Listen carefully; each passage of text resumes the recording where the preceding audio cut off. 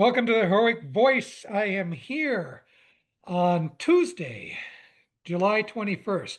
Don't normally do these on a Tuesday, but there's some sort of weird convention coming up this weekend. So we thought that we would tend to this today rather than have to skip an entire week until we could get to it. Rik is the guiding force behind First Comics News and G-Man Comics.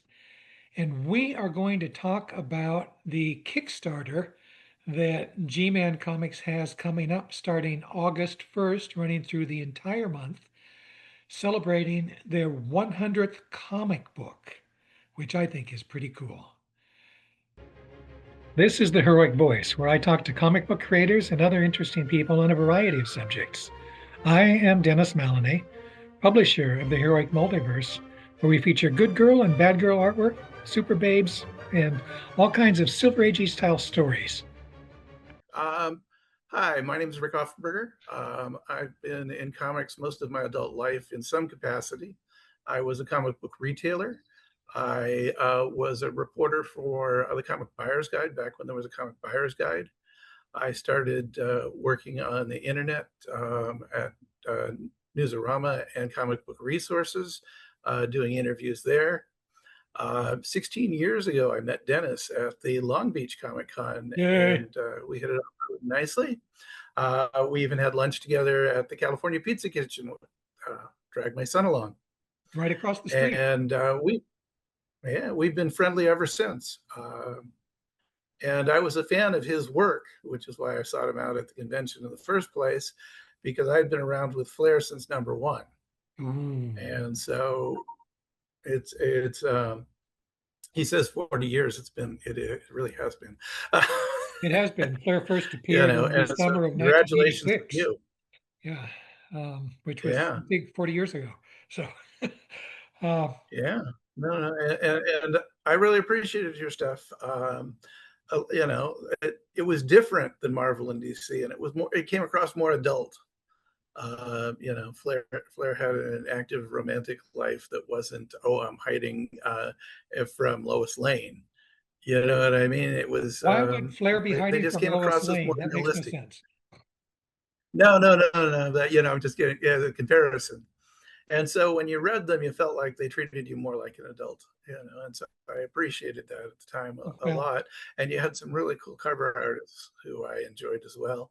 Well, thank you for that. And so it was nice to make that transition from being a fan to meeting you and to working with you. I worked at Archie Comics for a decade, and I was their public relations coordinator for Archie. And I had made a pitch for to write one of their comics, their Mighty Crusaders comics, and they didn't decide to go forward with that. But I had an idea, because they had such a huge pantheon of characters, that we would do this Mission Impossible style, where, if you remember the old Mission Impossible TV show, and I'm dating myself with that too, where he would go through all the photos of the different agents, and those would be the agents that would be on the mission. So I thought they had such a huge pantheon, each episode, or each issue, they'd select the characters from their group, and they'd do that. And so that's basically what I ended up doing with my characters. And I thought that it had taken me 30 years to produce my first comic from the time I'd produced one when I had the comic shop. We had produced Lynx originally as a giveaway at the comic shop, where we had a local artist who would do one page each week, and then we would photocopy it, and we put it in everyone's pull box, and they get a page each week. And then the goal was that eventually we would collect that into a comic and actually print it. And I went to enough conventions that I figured I could move enough to break even. I didn't have to move the minimum print run, and the minimum print runs in those days were pretty big. Yeah. I mean, I think it was 1,000 copies at the time. About 1,000 if you went to the right place. If you wanted the best price, of course, you scale up. And I will take exception to your enjoyment of Mission Impossible, because it was Mission Impossible that caused What's My Line to be canceled. Oh, okay. But I did enjoy it. And so then I thought, Well, I've waited 30 years for my character to be published from the time I had put it out in people's pull boxes to the time we actually published the comic. And I didn't want other people to wait for 30 years with their ideas and with their characters. So among my characters that we introduce in the comic, we let the backers pitch to to pledge to have their character in the comic too, and they're in a few pages of the comic. That's cool. And so every issue, the group is so large that every issue there are people coming in and going. And my buddy Chris, who was my proofreader at Archie, um, I was writing him into the comic into like an Agent Coulson type role from Hmm. That would be Chris the Squires, right? Chris Squires, yes. And so he was going to be Agent Squires. And then he pledged to have himself in the book after I'd already, had things in motion.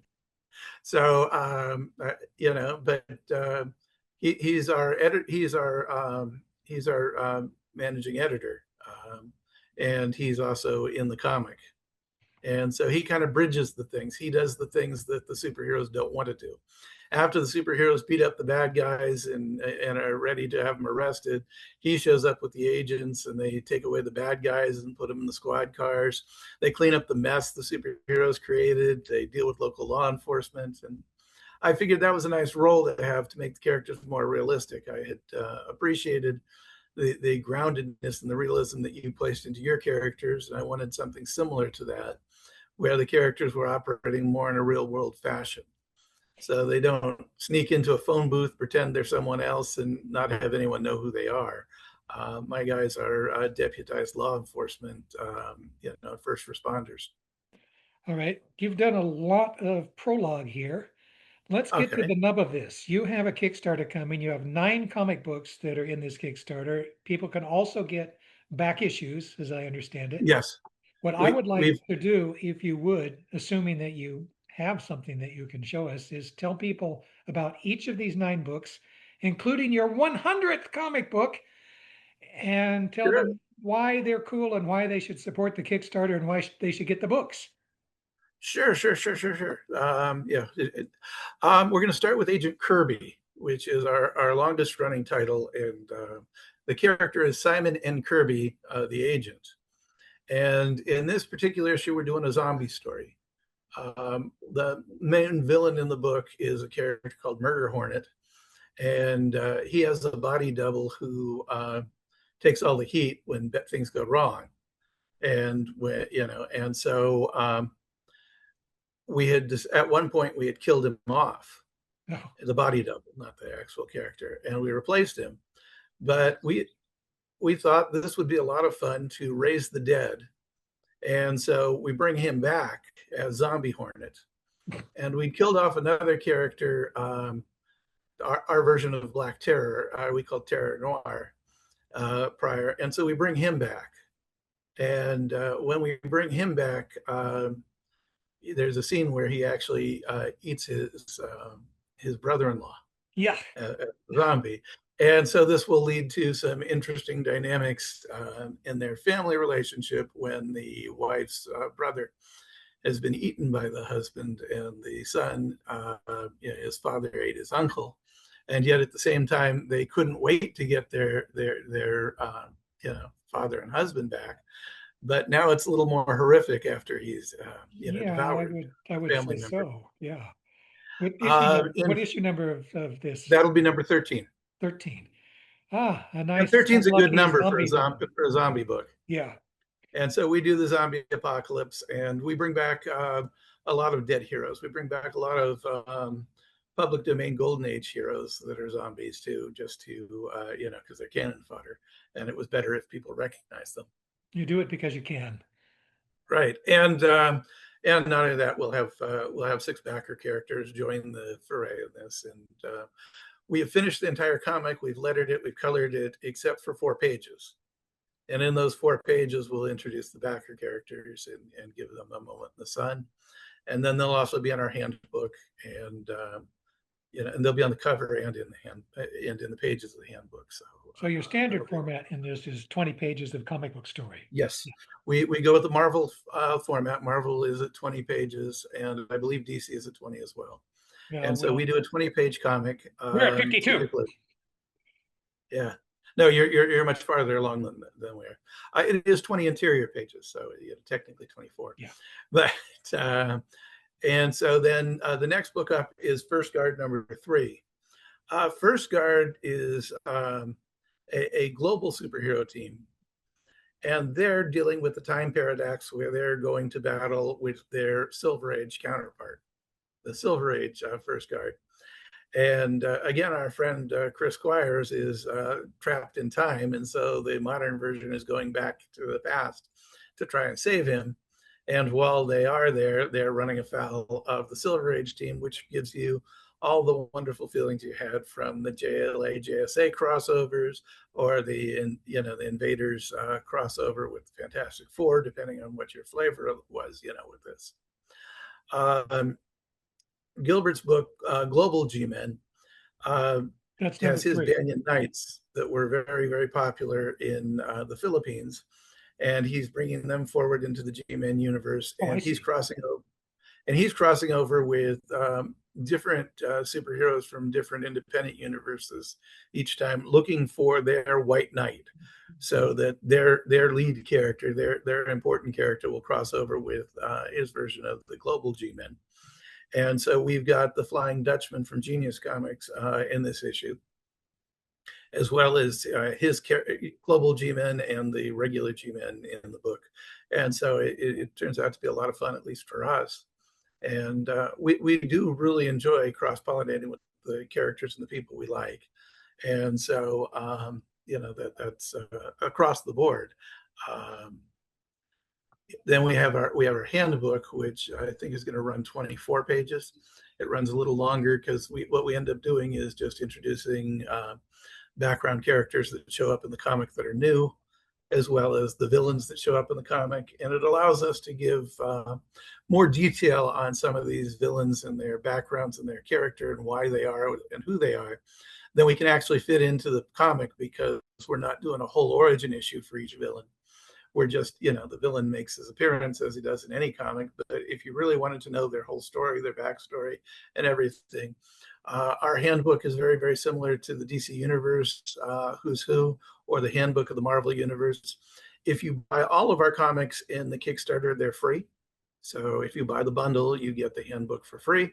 Otherwise, they're available for $10, as all our books are.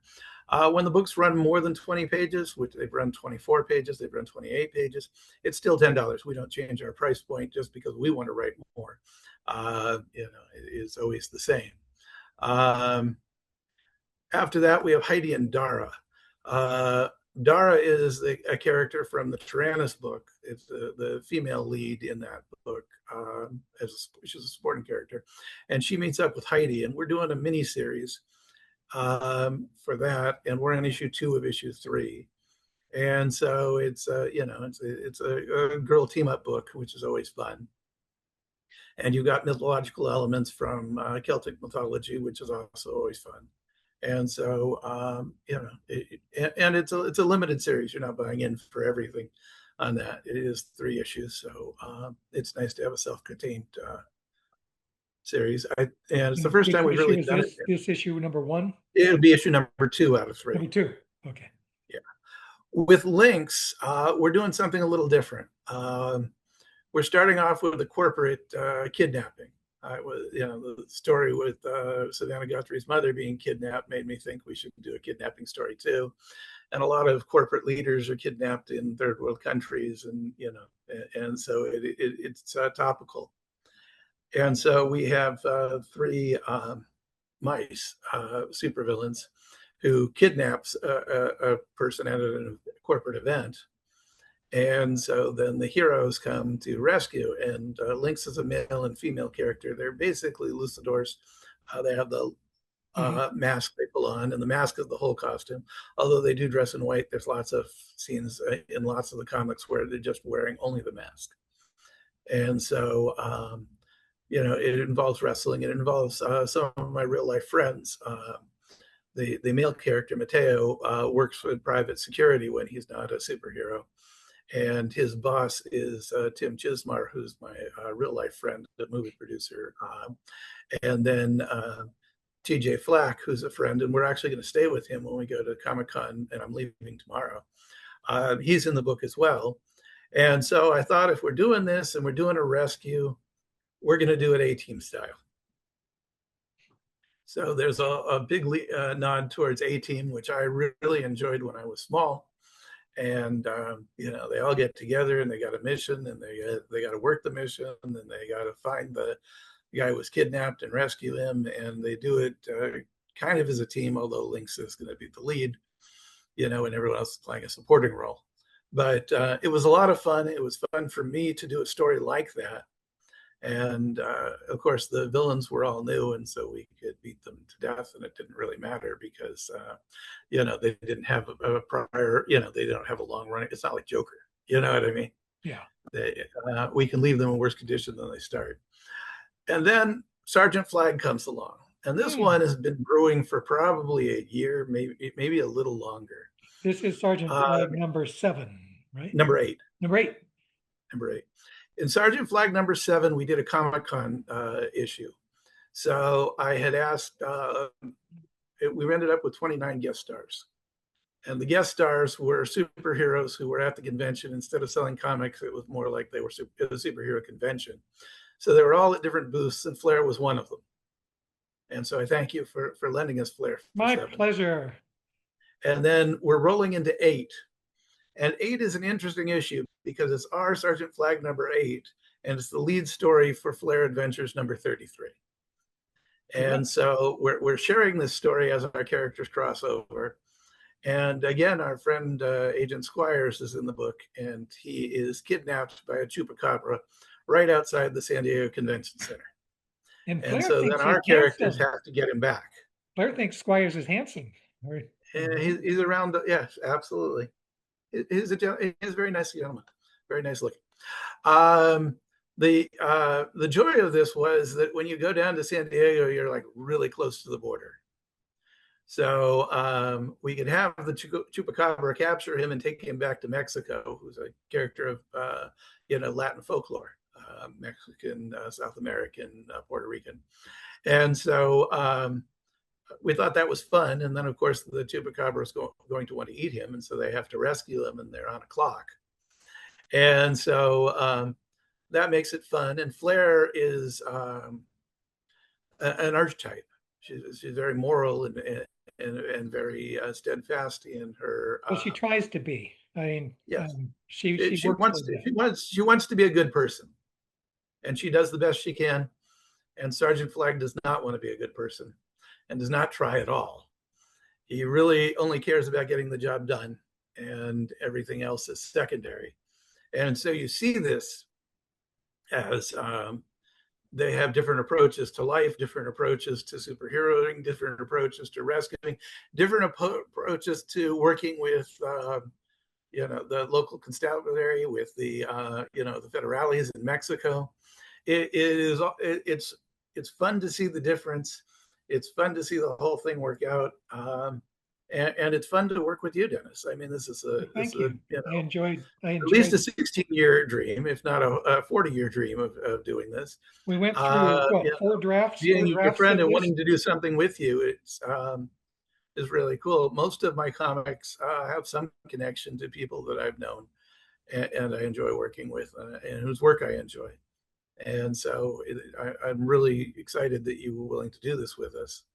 And so there was only, as I remember, we went through 4 drafts of it, but it wasn't that far off. There were only like a few things that I needed to change to make sure Flair was speaking with the right voice.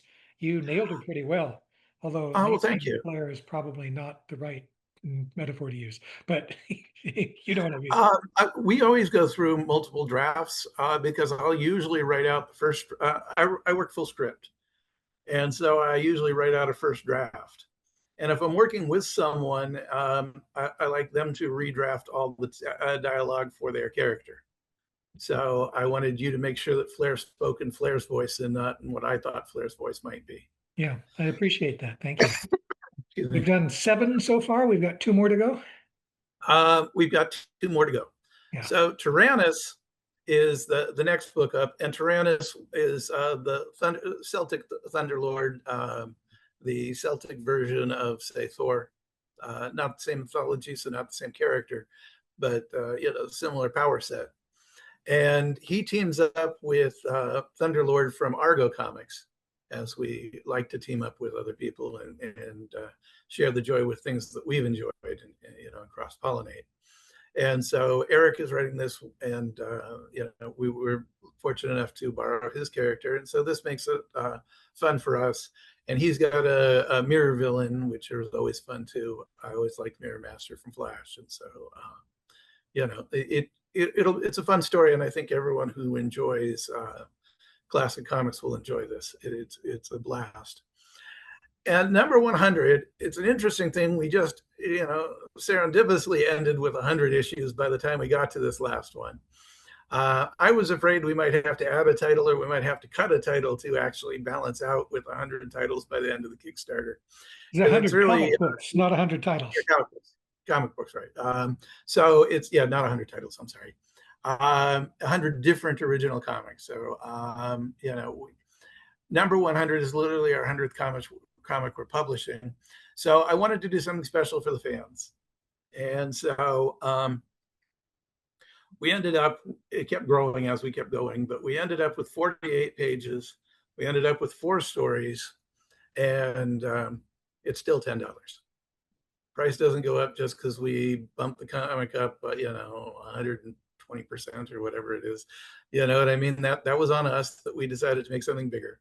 And so, and we appreciate that people have stuck with us for all these comics. And so this is something where we celebrate our characters, and we get to appreciate the fans and show them a little love too. So the first story starts off with a time travel story. And we're going to have a character that is trying to alter our history. So you get to see what would happen if Sergeant Flag never became Sergeant Flag. And so he's motivated by the death of his father. And his father died a hero, and his mother worshiped him for this and raised the children to worship him. And so he spends his whole life waiting to die on the line of duty, so that he can be as much of a hero as his father and live up to his father's things. And so if his father doesn't die, he doesn't become Sergeant Flag. And so then you see the ripple effect. You see where he saved Agent Kirby, and what happens if he wasn't there. You see where he saved Lynx in her first story, and what happens if he wasn't there. So you get to see this ripple effect as this starts to unravel. And then, of course, you have to wrap that back up and put everything back, because we're going to have to publish another Kickstarter in 6 months. But it's a fun time travel story. Now, we did the story with our Black Terror character, Terror Noir, and his son, Kid Terror. So we wanted to do the real full nitty-gritty version. So we decided that in this issue, we were going to show him eating the uncle, Yeah. who's the superhero White Terror. And he eats him, and then he has to go home and live with his wife and his son after he's done this. And it wasn't, he was a zombie, and he was, and there are all sorts of excuses, but it's a lot. And so we did this as a horror story, and hopefully we achieved something where people look at this and it's a little chilling. After that, we do a story where we have Sister Flag, Sergeant Flag's sister. Naturally, she'd be called Sister Flag. And she's out, I'm sorry, we start off with Pocahontas. And so Pocahontas is kidnapped and running for her life. And we end that with Sister Flag, rescuing her. And so those are some of our female characters, and we like to do, as much as we can to give some light to the female characters as well. And then at the end of the story, we wrap it up with the time travel character from the first story and they're trying to figure out what got screwed up in the timeline and what didn't, and how things fit together after they had all these people meddling with with whether or not Sergeant Flagg's father died, whether or not he becomes Sergeant Flag. And so basically it gives us a chance to do a recap on all of our universes, or corners of it, because I've got my characters, and so we see Agent Kirby, we see Lynx, and we see Sergeant Flag, and we see who they were and where they are in basically a one-page origin. And then Eric goes through his characters with First Guard and with Taranis, and then Gilbert goes through his characters with Highlight and Joe Dragon. And so we do a series of one-page origins, which will actually work out well for new readers who aren't as familiar with our characters, because we give them all the origins for all the characters in a condensed form. And we kind of set up the relationship between with our time traveler and our regular agents in there too, because our time traveling character will continue to be featured in the book after the 100, although this is his debut. So we're hoping to give everyone value for their money, to give them quality stories and quality art. We'll have the Kickstarter launch on a week from Saturday, this Saturday about Comic-Con. When I come home, we'll launch. We launch on the 1st of February and the 1st of August, whatever day of the week it is. And you run through the entire month, right? And we run through the entire month. And so in February, it's 28 days, and in August, it runs for 31 days, because we want to give some consistency to what we do. We want people who are our backers and our readers to know that our comics are all going to come out on time, and we're going to deliver on time. And for us, this is Kickstarter number 14, and all 13 Kickstarters are shipped on time to everyone. The way we get this done is that Agent Kirby has 4 pages that'll be drawn once we know who's in those last 4 pages, because the backers are going to have to join. Everything else should be 100% complete. All the line art is done on all the books. We have three books that are just finishing up their last pages, being colored and lettered as we speak right now, and they will all be done before the Kickstarter launches. And for the people who've already finished the books where it's 100% done, they're already working on February of next year. The idea is that we want to give people an idea that if they support us, we're here, and we're going to be honest, and they're not going to pledge and not get the books. They're not going to have to wait. We want people to really know that this is something they can trust and count on. It's good to have loyal fans. Yeah. It's good to have people that you can rely on and know that they can rely on you. So, yeah, it's a matter of integrity to actually deliver what we say we're going to do. Absolutely. And to do it over and over again. Let's point people to the 2 websites. There's firstcomicsnews.com, which is your news site. You do reviews, news, all kinds of things there. I like it. I think it's a great comic book news website. Well, thank you. I appreciate that. We've been in business since 1998, and we cover a lot of indie creators and a lot of indie work. And, because that's where my feelings lie with the comics I like. We cover DC, Marvel, and Image, don't worry. But a lot of play for the smaller independent books that are what I enjoy. And that's at firstcomicsnews.com. Now you also have, for G-Man Comics, the G-Man Comics website, which is g-man-comics.com. You can do it with or without the dashes, because I also bought the domain where it just runs together.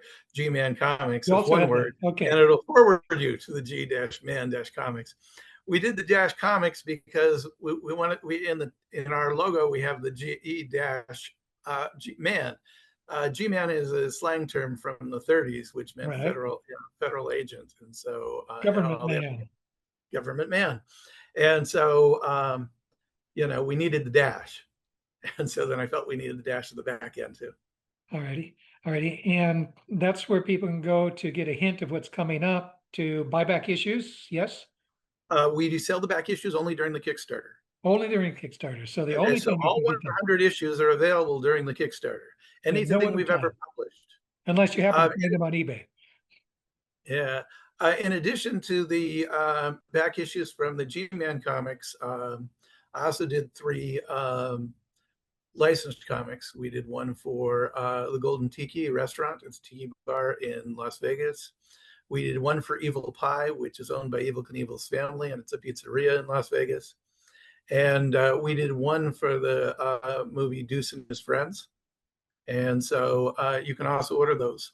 They're not actually G-Man comics, but they're G-Man adjacent because it was me and their people producing, and our regular artists and creators producing them for other people. One thing, And one thing that we haven't actually pinned down, although I've been assuming it.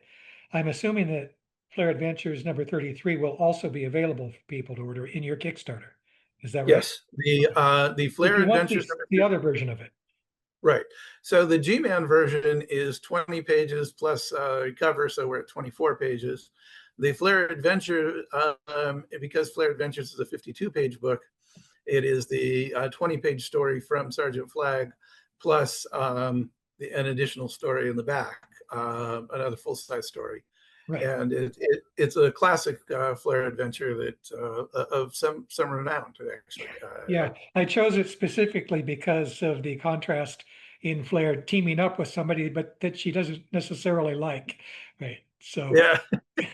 So it is a good story to go with it.